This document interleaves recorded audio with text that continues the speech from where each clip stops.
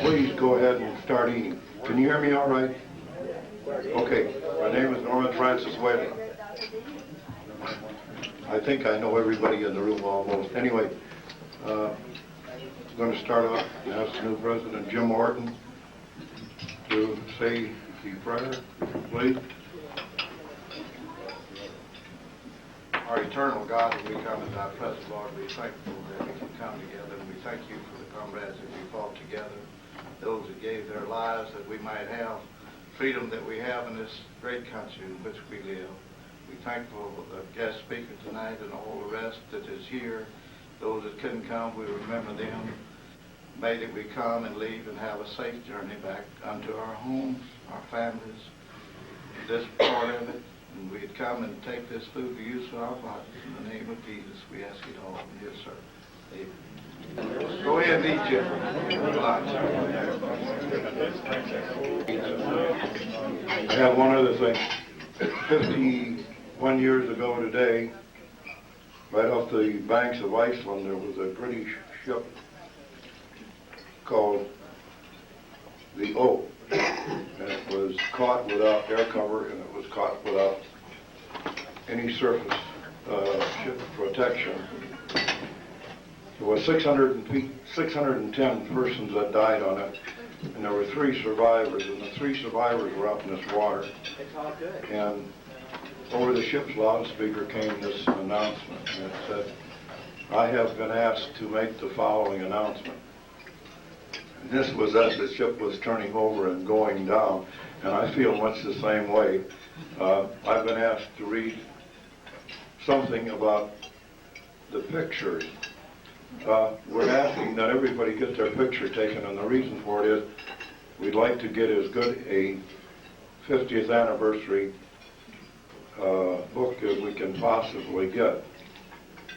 And it's very important that all of us get photographed. And it costs you nothing, and in a few weeks you would receive your pictures if you decide you want them. Okay, if you do not, forget it. And if you happen to have any candid shots or anything that you want to take from the boat, if you will get them to me and identify them so I can get them back to you, we'll try to get them in the book too.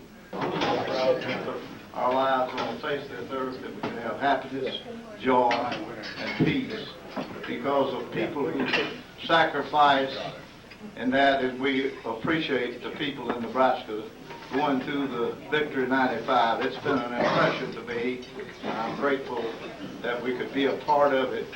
And we were asked to stand last night, recognized in the park. It was certainly a thrill.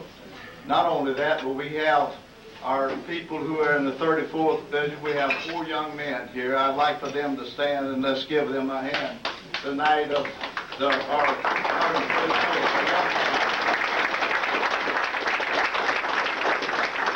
certainly been a pleasure to have them there. And some of us looked at them and thought, shucks, they look about like we did about 50 years ago. And it makes you feel good when you can look back and see somebody still represent the great the country in which we fought for, that we have this freedom today. And we're especially thankful for all the guests that's here tonight. And I appreciate you for being here in the honor of it. Thank you.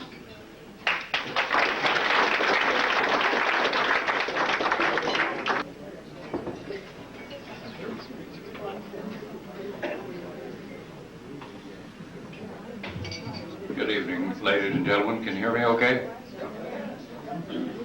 I'd like to make a couple of remarks or introduce a couple of people first.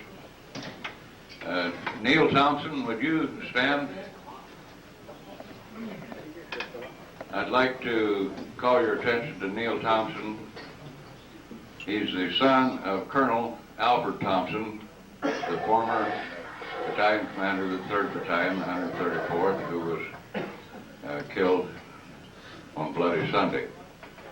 And we certainly want to welcome you and hope that you will favor us again with another visit next year. You're quite welcome.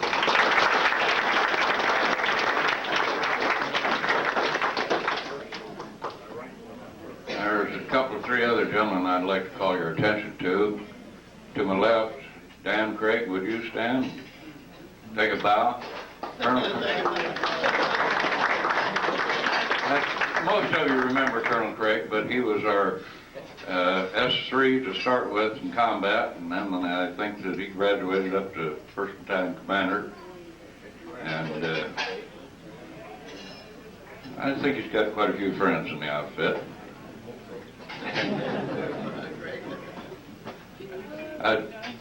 There might be somebody that might not remember you real well. I heard that you was pretty handy in the ring back in Ashland years ago. How many years ago? Anyway, well, I never did hear anybody say anything real bad about you, Colonel. Then I got another gentleman over here from Decatur, Illinois, another S3, Ray Carroll. Ray, would you take a bow?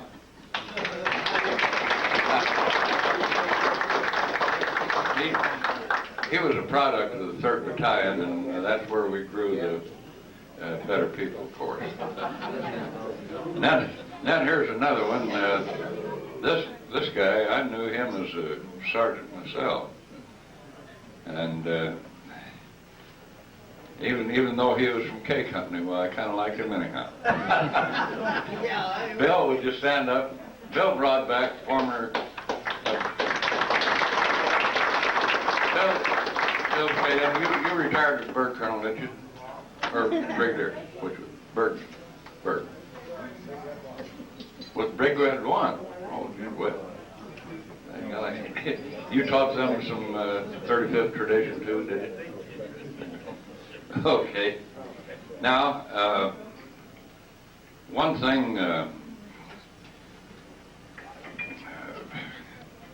Jim, you probably didn't know this, but you took a chance of having an old L Company man introduce an old K Company man. Amen. I refer to a mythic feud that the two companies used to have way back when we was kids. Anyway, I'd like to introduce a gentleman that was a product of the 134th. Started out from scratch. He started from a good foundation of a large family of National Guardsmen, all in K Company. I think all at the same time, too, wasn't it? Yes. And that was Bob, Willie, Earl, and their father, who was the first sergeant of K Company. This goes way back. So now, I'd like to introduce Brigadier General Earl Cole.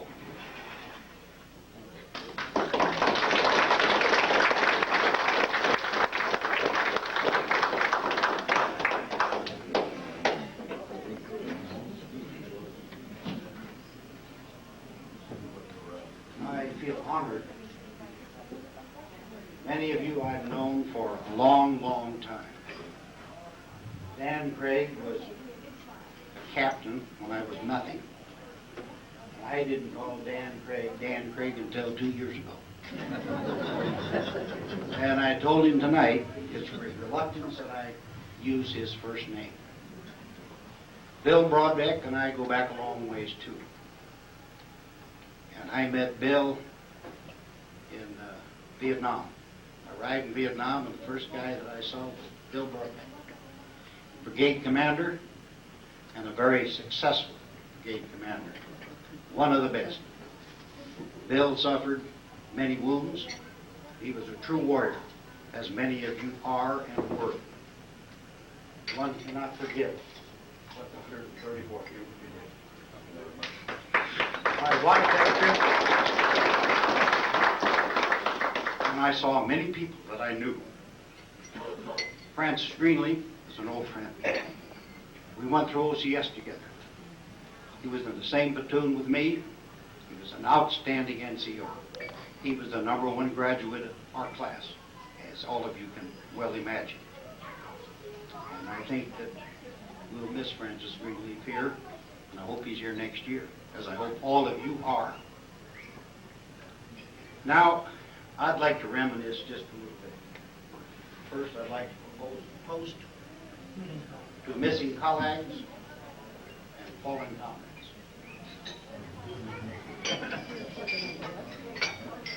Fallen comrades. I know all of you lost many friends in the war. I think back of the many members of K Company who are no longer with us, who lost their lives in combat. Many of them deserved honors they've never received. You know, in combat, sometimes decorations aren't written up and people are too soon forgotten. And some of us were more fortunate. We not only lived, but we were also honored. And I can't forget that.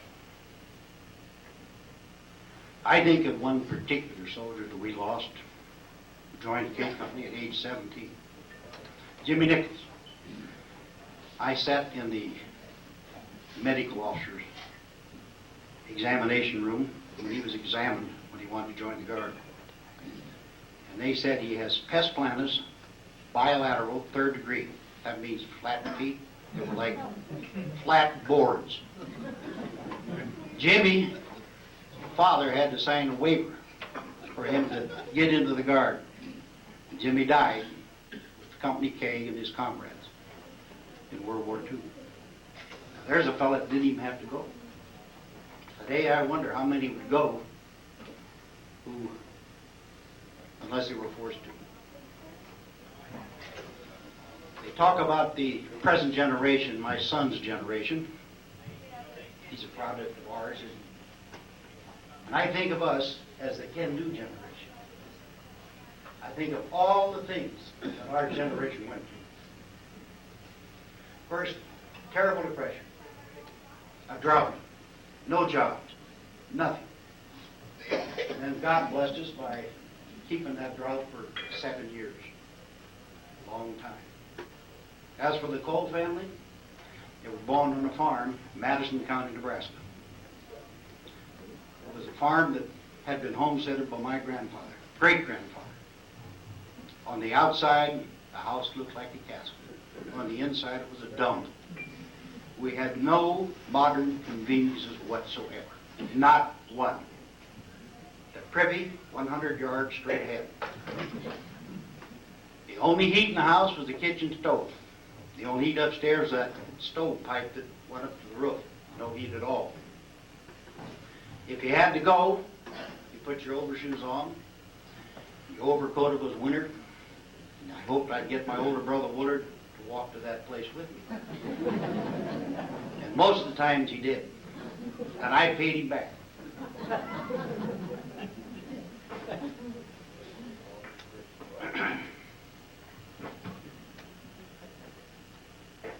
How did I get this privilege? I have been a friend of John McGleany's for a long, long time. And he casually mentioned to my brother Willard, he said, you know, we can't get anybody. And he said, maybe your brother Earl would do the honor. And I said to my brother, no, Earl won't do the honor. But Willard talked a little while longer, and I finally called Johnny.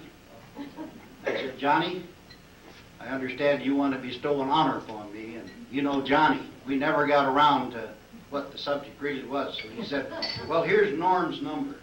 Give Norm a call. So Norman, he said, I'm sure Johnny aced you, didn't he? I said, yeah, I didn't volunteer. My wife told me I couldn't do this. And everybody obeys their wife. I'm no different. So Norm said, well, Earl, it's really not much. He said, maybe you could give us 15 minutes. I said, what should I talk about? Well, he said, why don't you mix a little history with whatever? So that's what I'm doing, mixing a little history with whatever.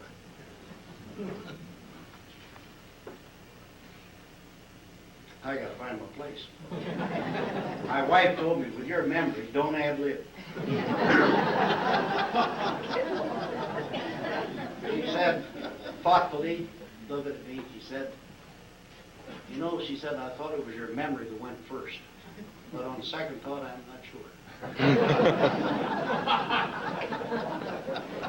My father joined K Company in about 1930, about the same time you did, Dan, but you're much younger. Dan was a boy wonder, I think, in the National Guard, in the Scouts too, probably. Our brother Willard joined in February of 35. I joined in the early summer of 36. My brother Bob and his big buddy, where's Bud Judge? Right over here. This guy and Bob were inseparable. And he joined at the same time Bob did. And I can remember Ashland like it was yesterday. It's that boxing ring, Dan, you talked about it. We had a guy in K Company named Joe Kimler. Bill remembers him very, very well. Joe was one hell of a boxer. And he was an unusual sergeant, too. I well remember getting some valuable training from Joe Kimler, another Omaha boy named Tom Monahan. They were playing poker. I was dumber than dumb. Sit down, Earl, we got an open seat. I sat down. And I picked up cards. And in a very short time, they had pretty well picked my pocket. And a corporal by the name of Paul Kohlmeyer came in. He saw this green kid sitting at that table with experienced people. He said, Earl, that was the dealer. He said, count your cards. I counted them. There were 39 out of 52. There wasn't an ace or a face card left in the deck. So that's what you call learning the hard way. And I'm sure Bud remembers being as green as grass as I was when he joined. You know, we went down to the end of the company street. We took our mattress bag and we filled it with straw, just right so it'd be halfway comfortable. Put it down on that bed. And when the bugle blew in the morning, you were supposed to get up, and if you didn't, some sergeant rolled you out. And I remember, I can't remember who the wise guy was. He said, Earl, when you get to Canada report. You cannot believe. I looked all over for the cannon report. Finally, one of the officers or sergeants said, what are you doing? I said, I'm looking for the cannon report. He said, you're not going to find it.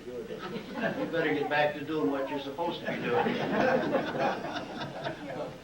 So you learned a lot in 134th.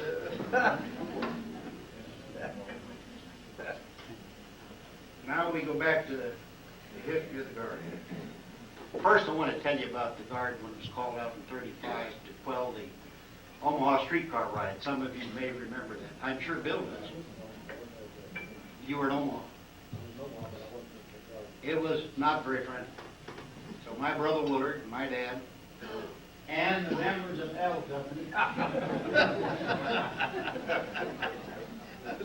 they were called up. Omaha was a union town. A lot of packing houses then, railroad, many other enterprises, all union. So you could imagine how popular the National Guard was. But they stopped the riot. There wasn't anybody killed that I remember of, nobody badly hurt. A few streetcars lost their windows, but they were soon back in operation. That all can be attributed to the National Guard.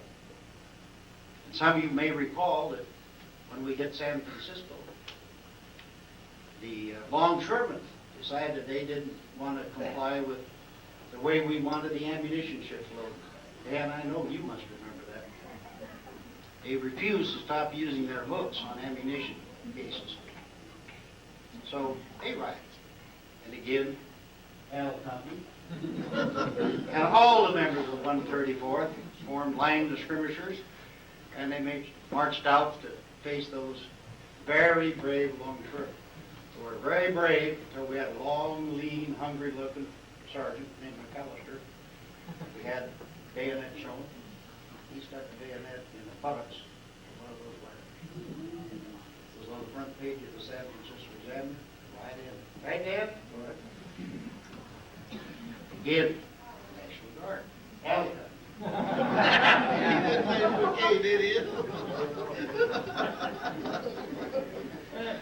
I know you remember in the early days of our country, we didn't have any army, didn't have a National Guard, didn't have anything. Just King George taxing our teeth.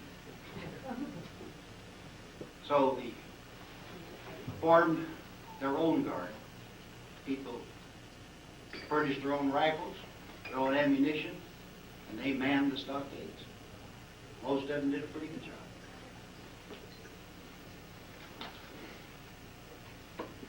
Then, in the Revolution, the settlers were organized into Minutemen and militia. These fighters, again, furnished their own weapons, their own powder, their own ball. They weren't trained, they were just natural frontiersmen. They had no kitchens, and they had no pay. We had little, remember, but they had none. So some of our prominent citizens who wanted this country to succeed took their own money. Congress did, Navy Congress. And they decided they'd use their money, and they bought the artillery and the transport wagons, and most everything we started the war against England with. Congress repaid them, not with money, but with a thank you. So they never received any pay, and most of them died broke. Much later, from 1954 to 1957, Nebraska had a territorial militia. Now lately we've heard a lot about the militia. Well, this was not the kind of militia we had then. This stemmed from the first Militia Act passed by Congress in 1792. The purpose was to provide for national defense by establishing an organized militia for every state. And this was the way we were defended for 113 years. You can see we were a very warlike nation. This act was not effective, as the federal government appropriated no money, not a penny, because it had no control of the Guard. I shouldn't say Guard, I should say militia. Church will have to kick me. The states retained control. In 1828, Congress appropriated $200,000 for the entire militia. This was primarily for arms. They didn't worry too much about uniforms or food. In return, and they didn't have Johnny McLeany to beat them. In return, the states had to muster the militia once annually. I think some of you, Dan, you remember, Bill, you remember, once a year we had a muster until World War II. Everybody's supposed to be there. Counted heads to make sure the states weren't cheating the federal government, as if we would cheat. They might cheat us.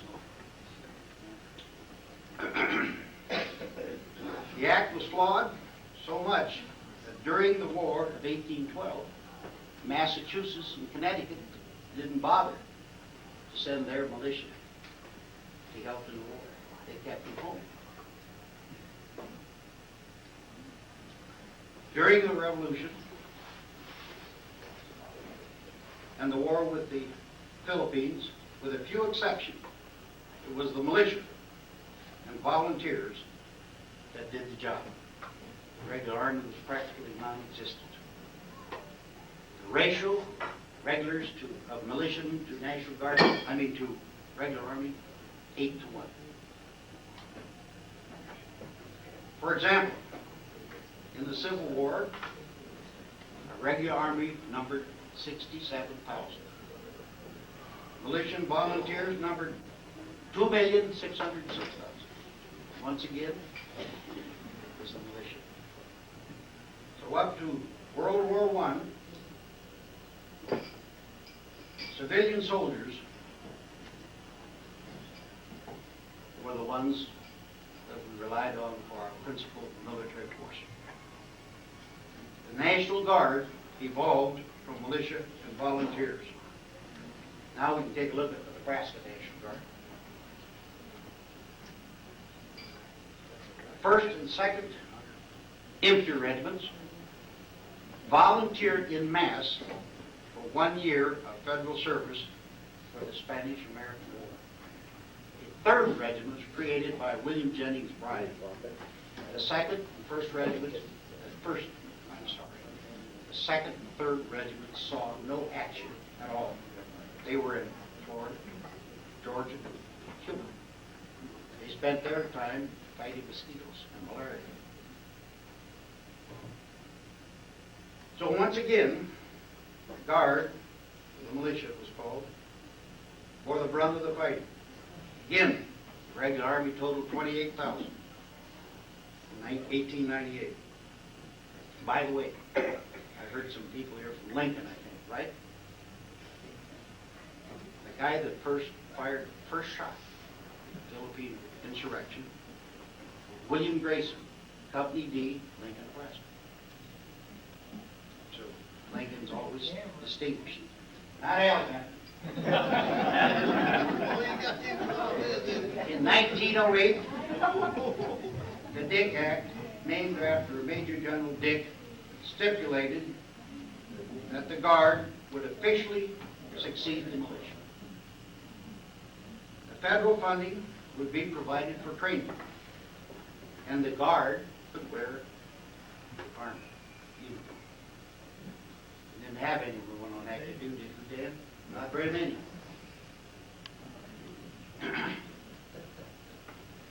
Nebraska,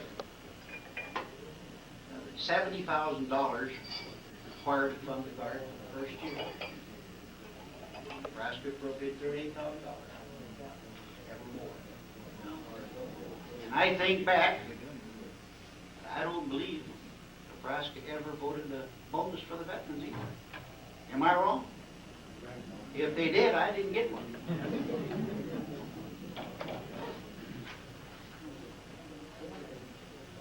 When I joined the Guard, we were called up active duty. The regular Army totaled 166,000 men, officers and men. The Guard totaled 190,000. And of that total number of Guardsmen, 1,700 to 1,800 were Nebraska National Guardsmen. Finally, President Truman ordered 35th Division active duty. Company, or rather the 134th, one of the 4 regiments that made up the 35th Infantry Division. I'll never forget that day. I don't think any of you here will, either. It was a hectic day.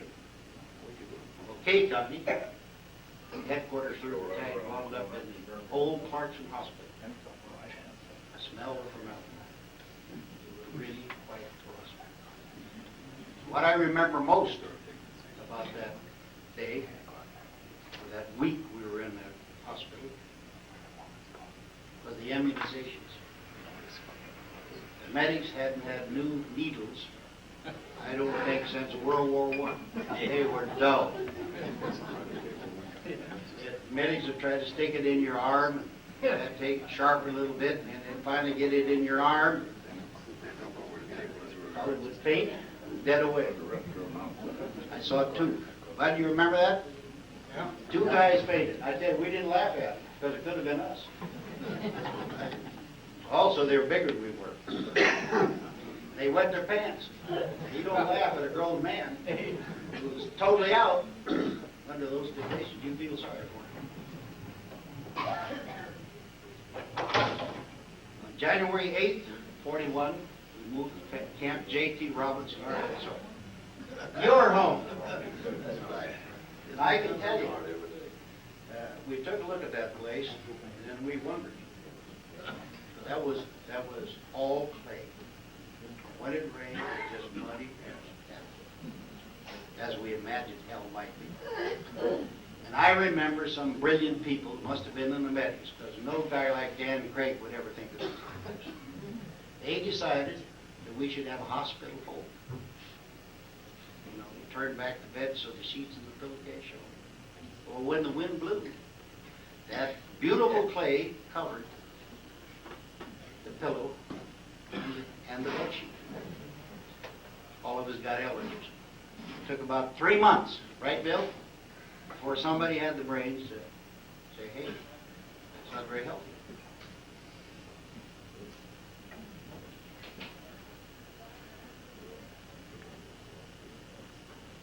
In February, March 1941, we started receiving our fillers, draftees. We call them fillers. And I think probably all of you received men from your own hometowns. I imagine I Company from Lincoln received men from Lincoln. Big one. That's Fowler Wood Company I was with. I didn't hear that. Oh, what?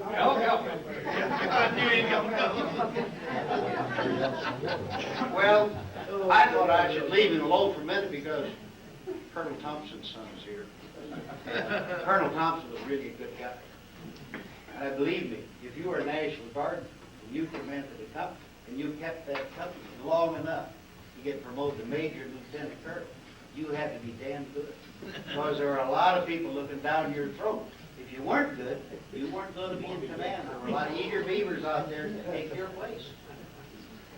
And I can tell you, later in the regular army and in the Guard, I knew if you didn't cut the mustard, you were done. You had no second chance. I think all of you here know that. I remember the Louisiana maneuvers like it was yesterday. According to the Nebraska history, Dan Craig was a training person on the Louisiana maneuvers. Well, yesterday I spoke to Dan. He said I wasn't S3 at that time. He said I commanded M Company. Well, then I remember, Bill reminded me, that Dan Craig dyed the shoes of all the soldiers in M Company, all the same color. Probably the only company in the entire 134, had the same color shoes. Dan started his record right there. Everybody wanted to know, what did he do? Well, he fought. That's what he did. And he made everybody else envious. Maybe some of you will remember those parades at Robinson. I can't forget. I was a company clerk. I carried the gun. That the division would say, okay, we're going to parade at 5 o'clock. The president would say, okay, everybody out at 4:30. Get to the battalion, fall out at 4 o'clock. Get to the company, fall out at 3:45. So we spent a lot of time in the summer waiting to start that parade. And I remember one day very well. Everybody looked at the sky and said, it's going to rain. We waited and waited. It was a Friday. About the end of the month, we were wearing our last clean set. So, oh my God, no clean khakis, no going to Little Rock. Well, it rained, and we were in it. They waited until it rained 5 minutes before they dismissed us. But the 134th probably emerged from Louisiana completely ready for combat. It was fully trained. I brought my lunch. I don't believe there was a better regiment in the entire army. Thank God it was the 110th Quartermaster that got the reputation of you bunch, and not the 134th. I think Colonel Van Miltenberg was more man than we'd like to have all of us. So we emerged from Louisiana, a very able unit. And I often wonder what it would have been like if that division had gone to combat at that time instead of waiting 3+ years to go into combat. God knows how many times I've forgotten the 134th and the 35th Infantry Division was captured. Every time you had somebody trained, somebody reached in and sent them away. Here's one of the guys that got sent away. This guy here, Bill Cotis, one of our first fillers in the 134th. Come on, Bill, stand up. Let him take a look. Bill Cotis was wounded badly, returned to action, wounded badly again. And then they said, gee, here's an experienced battle edition fellow. we're going to send him to the Pacific. So Bill Cotis made the invasion of Okinawa. See what his country thought of him? Of course, when he came back that time, he's damn near dead. Bill retired with 100% disability.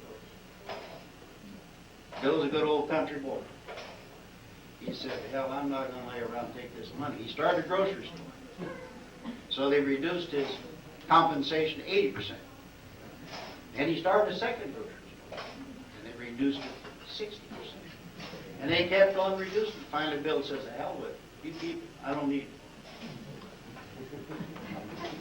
And he's right. But we had, at that time, after World War II, we had a lot of men like Bill Cotis. And I look and see what happened to our Gulf veterans. All one page. I don't know whether they deserve it or not. Later, I was commissioned. I was assigned to the 1st Infantry Regiment. And I can tell you, the 1st Infantry Division, when I let it be known that I was a former member of the 134th, looked up to me. Believe it or not. I can remember talking to fairly senior officers. But when you mention the name, members of the 134th, and particularly Regimental commander, you remember it. Any guy, contains his man of the regiment, get promoted to brigadier general, later to chief of National Guard. That's something. Really be proud of that fellow. I met him once, face to face. I'll never forget. It was a company toward the Cape Town. Had just been promoted to buck sergeant. I'm really proud. The guy from Nebraska City, Nebraska, Captain Leslie J. Yeager. I just spoke to a fellow over here who knows him. He came in one morning and he was really agitated. He said, Earl, I really got bad. He said, I don't believe you did. He said, Colonel Melvin just received a call from division headquarters. The names of Sergeants Himmler and Monahan had been assigned to the payroll. And they were checked the morning report, they were on leave. So we wonder how their names got onto that payroll. He said, did you put their names on that payroll? I said, I sure did. He said, Monahan's mother is a widow. He sends $30 home every month to his mother. Himmler just likes money. So I think everybody should be paid on payday. He said, well, Earl, have you got a shirt without any stripes on it? No, I haven't. He said, well, put on your shirt. We're going over to see Colonel Middleburg.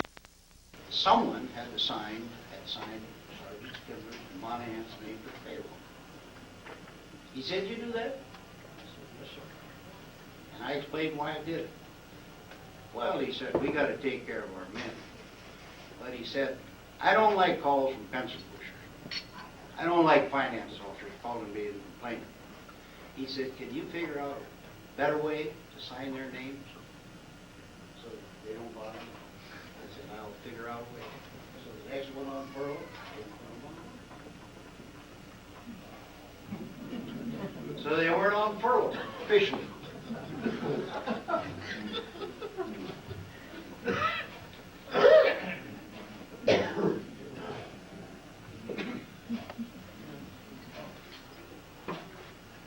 I think back to the high pay we received when we were in active.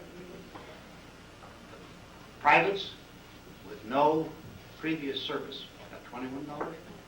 By the time they took out their GI insurance and one canteen book, they got $10. The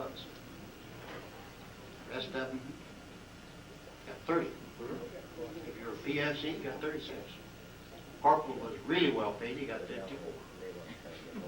I was a buck sergeant. I got 16. Staff sergeant, 96. First sergeant, tech sergeant, 124. That's just about as high as me. Lieutenant, $125 a month. Once a month, whether you deserved it or not. You also got to buy your own uniform. But you got paid. You had to belong to an officer club. You had to play a dog rock. Even go to town once a month, you're really careful. And I think back to what they draw now. Believe me, I'm not begrudging anybody anything, but a pilot gets about $800 a month. I don't even know what a sergeant is, but I'm sure it was a lot more than I drew as a lieutenant colonel or a colonel. I don't know. It was an awful lot of money. And I think back to the Vietnamese War, where we had two division Koreans of divisions with us, and the Corps headquarters. I tell you, they're good fighters. We paid those guys $400 a month, and all they could steal. And believe me, at that time, no Korean ever made more than $40 a month. Those fellows were really rich. They got free transportation over and back. We paid for it. They also had totem privileges. If you've lived in the South, you know what totem privilege means. That means you get to take home what you steal. And we lost many, many Jeeps, and nobody could figure out how in the hell are they stealing our Jeep. You couldn't just take a whole Jeep and load it up on a boat and nobody see it. Well, each private, Korean Army, got 750 bullets. He took part in the Jeep. The guy took the other part, but as soon as that whole Jeep, four people, get one Jeep. Really great.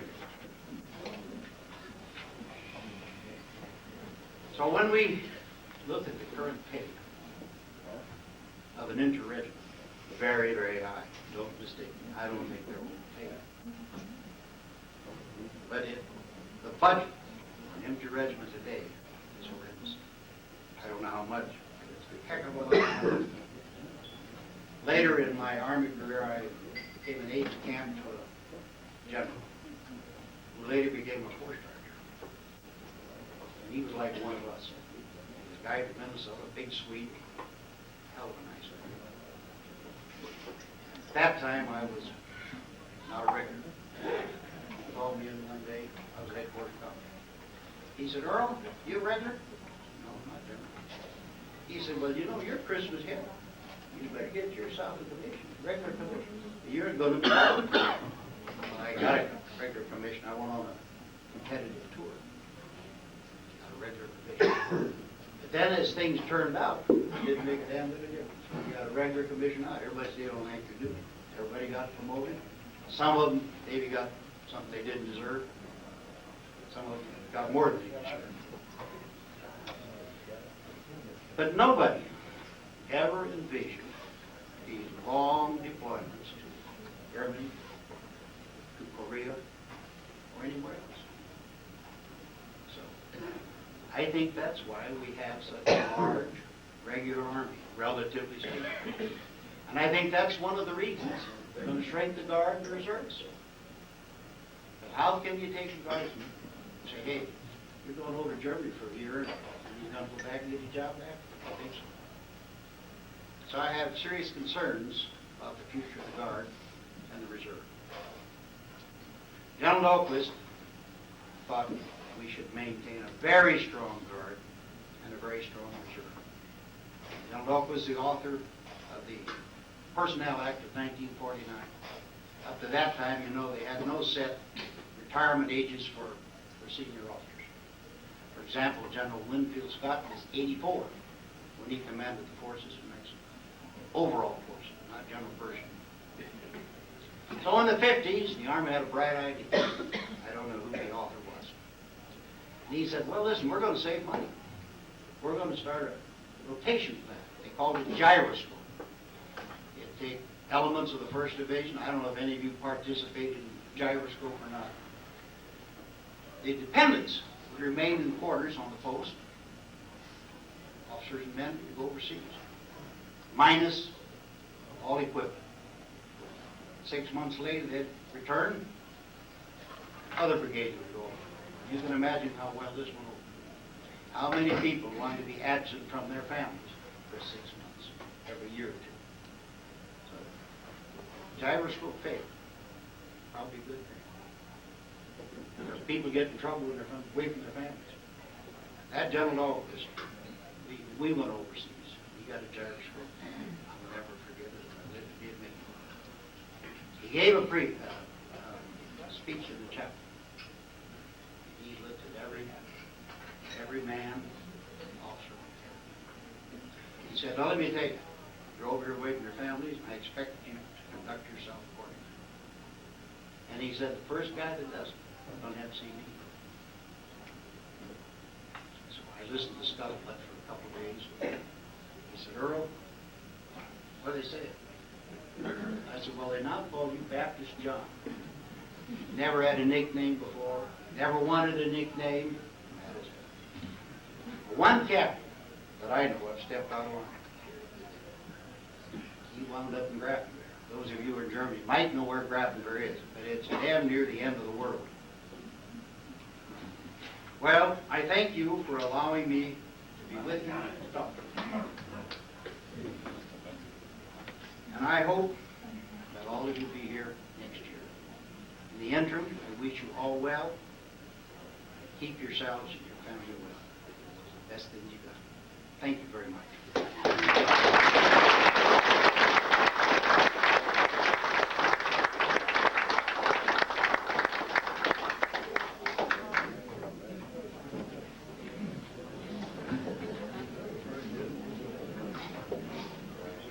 Thank you, Earl.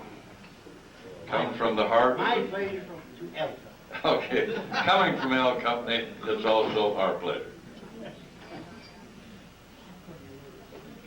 Do you have any other announcements?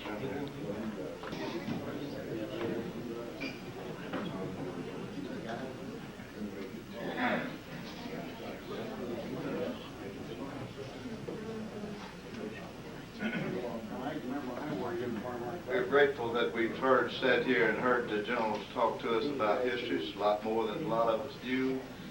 Seem to be a few days older than some of us. There's a few of us in this group who used to call, we went in so young, they called us the punk kids, you know, and there's a few of us around that kept the other guys going. But let me stop to thank Mascotti here for the last year of being our president, doing a great job for us, recognizing the 134th Regiment here as we come here, and we're grateful tonight that we are able to be here in such a time as this. Would he come here, and I'd like to present him with a plaque at this particular time.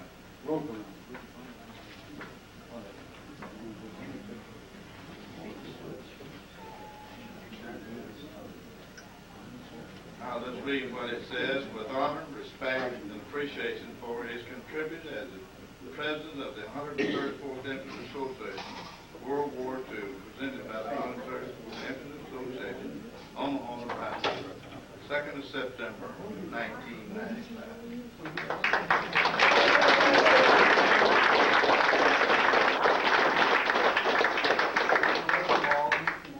I'd like to thank Norm for all the work she's done. Second of all, I'd like to thank my wife for 49 years. For the last 2 years, when I was at a stroke, putting up with me. And I want to thank all you people who attended this meeting today. Thank you.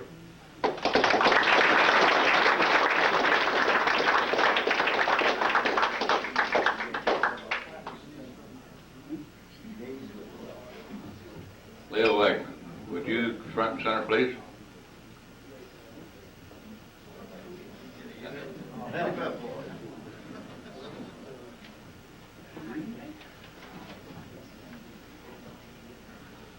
Since you're an old L Company man, I'm going to take double pleasure in this, Leo. You are now in the Nebraska Navy. And this is an appreciation for your work as former president of the association. Thank you, Leo.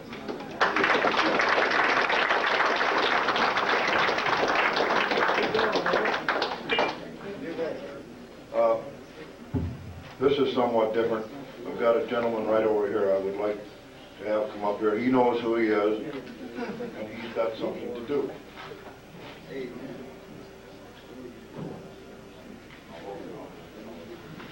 He says, do you know who you are? Well, sure, I know who I am. But anyway, for the benefit of the rest of you people, I'm from out of the western part of Nebraska, 21 miles from the Wagman line, Scottsbluff and Gearing area. It's been a privilege to be at this reunion, and I want to thank and talk to most people here. But my name is Bill Harris, and I was with Regimental Headquarters Company. But I got just a little bit of a reminiscence here to do, and I hope I don't get pumped up too far, because I know it gets tired for you to sit any length of time.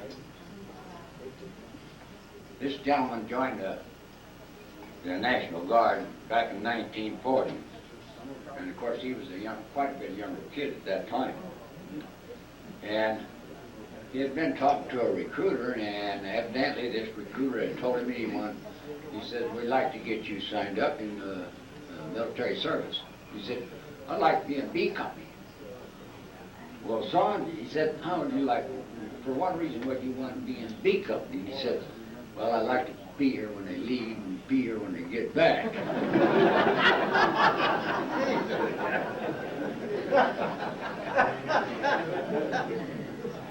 Well, lo and behold, this recruiter says, "Well, I'd like to sign you up to L Company."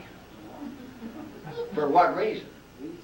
"Well, to live and let live, and let leave." So, in this, he did sign up to this L Company to live the good life. And I'm sure that he has led a good life from this time on. During some of his process and shifting around the states after he's had some education down there in Fort Robinson, they shipped him to out of California. Well, lo and behold, while he was out there, after he'd been there on coast defense for a short period of time, why they decided, well, hey, he needs a rest. We're going to send him on furlough. So they had rounded up an old car, and he was going to drive back to Omaha to visit his family and his mother and father, and I see his girlfriend, I think, probably at that time. But anyway, he had, this car had got about halfway and it clumped out on him. What am I going to do now? He was a platoon sergeant. And you know, platoon sergeants always come up with a solution to somewhere or another. Anyway, he drove into this little old station, individual garage station, and he said, "But I've got to have this car fixed so I can get on home. But I want you to know that I'm a real poor sergeant." The guy kind of squinted up at him and looked, and he said, "Yeah," he said, "I know you was, because I was in your platoon."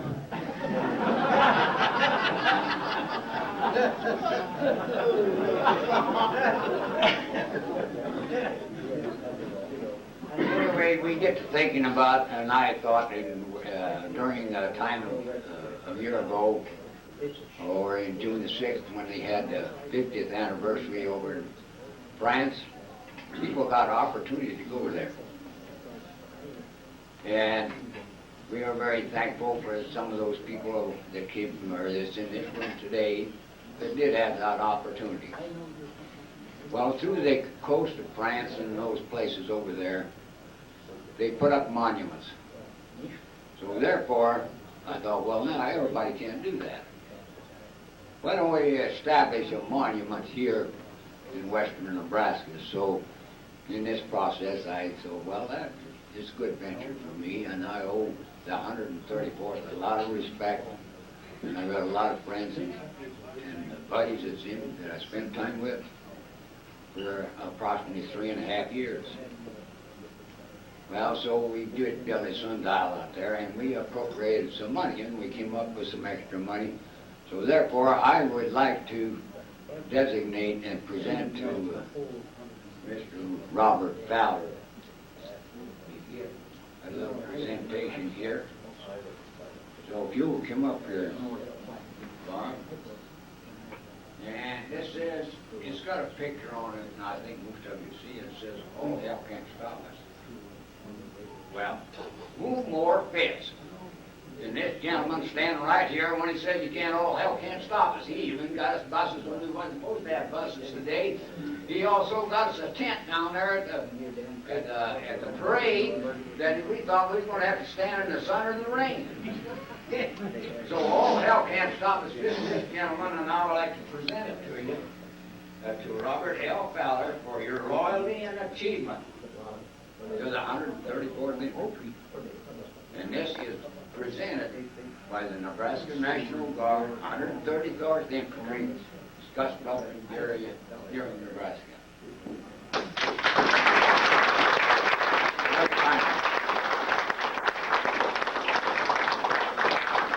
Thanks a million, Bill. And this is a pleasant surprise, of course. Some of your accounts, I question the accuracy. But I'll leave it up to you which part is true and which isn't. Thank you very much. I really appreciate it.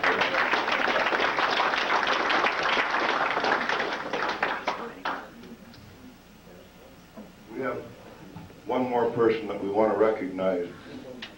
She is the wife of an associate member, and I imagine that this lady has probably over the last 8 or 9 years saved us several $1,000s. Because anytime we need a rush printing job done or anything else, Marge Brink is the one to do it. Marge, will you stand up, please?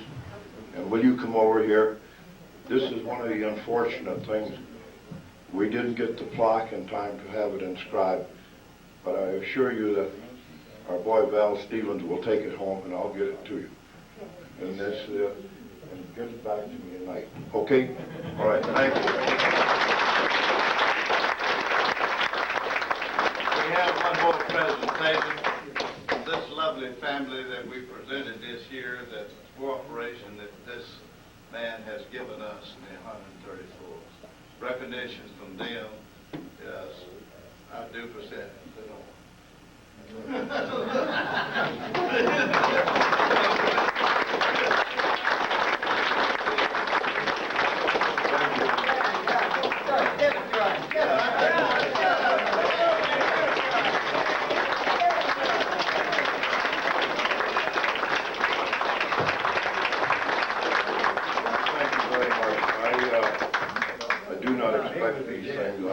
I love doing what I'm doing.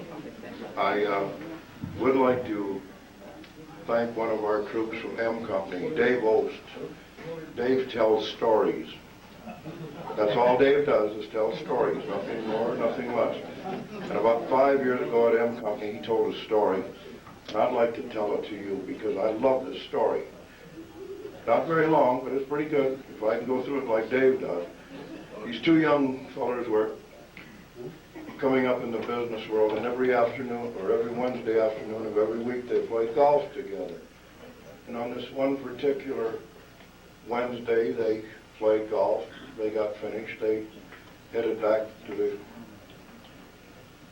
the clubhouse, and on the way, the caddy master met them, picked up their clubs, and they wouldn't see them again until the next Wednesday. So the two guys got in the dressing room, and their lockers were far apart, and they went in, took a shower, came out, and again their lockers were a long ways away. One guy got finished, got his clothes on, thought, well, I'll walk over and meet Artie, so he started over towards the other guy. And when he got there, he see Artie is standing there, and he's trying to get this woman's girdle on. And he's working, and he's got powder. And this guy looked at him and he says, Artie, he said, I've known you for 10 years. When did you start wearing a lady's girdle? And Artie said, last Thursday night when my wife found it in the glove compartment of the car.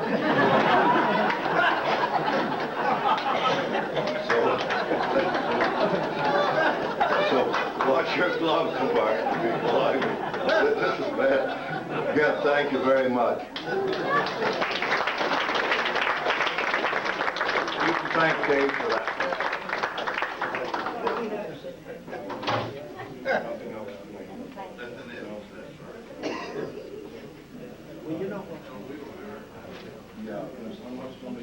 Has anybody got anything else to recognize? Come on. Just a moment.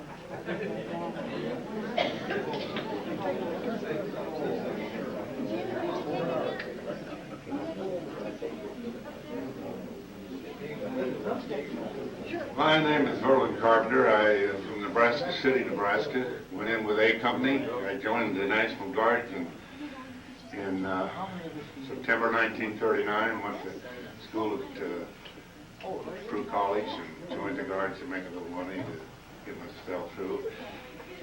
And I went into combat with 134th who fought the St. Lo in 98 days up on the front. And I've come to these meetings for a number of years here, and there's been no representation for A Company, 134th. There's been Greenleaf and Dam, but some of them they've died and gone, and I feel we should have some recognition. I have a full table. There's 5 of us that went in on Omaha Beach together, and all of them fought on through St. Lo, and all of them got wounded, and one of them captured. So I wrote a book of all my day-to-day adventures, and given it to C.D. Foster, and hope in the next few bulletins comes out that A Company gets some kind of recognition. Thank you.